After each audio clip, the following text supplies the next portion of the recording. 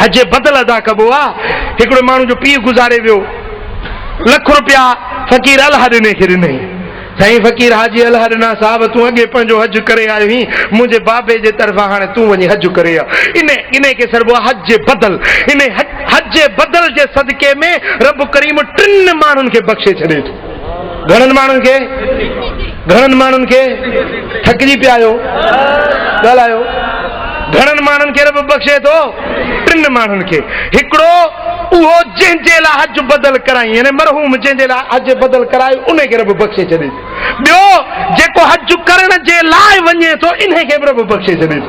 ऐं टियों जेको ख़र्च ॾेई चए थो मुंहिंजे अमड़ जे पारां, मुंहिंजे अबे जे पारां हज करिया, ख़र्च मां थो भरियां, इहो ख़र्च ॾेई मोकिलण वारो इन्हनि 3 खे रब बख़्शे माफ़ करे छॾे। 3 खे कामिल हज जो सवाब रब अता फरमाए छॾे थो।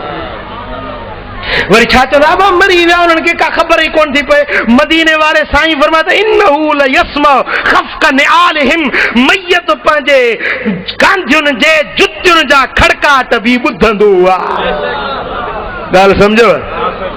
मयत पंहिंजे कांधियुनि जे जुतियुनि जा खड़काट बि ॿुधंदो आहे। हीअं वलीअ सगोरे जी मज़ार ते न को माण्हू अचे थो त उन खे सुञाणंदो आहे, किथों आयो आहे उहो ॻोठ बि सुञाणंदो आहे। जेॾी महिल को अचे सलाम करे थो, उन जो सलाम ॿुधंदो आहे, सलाम जो जवाब बि ॾींदो।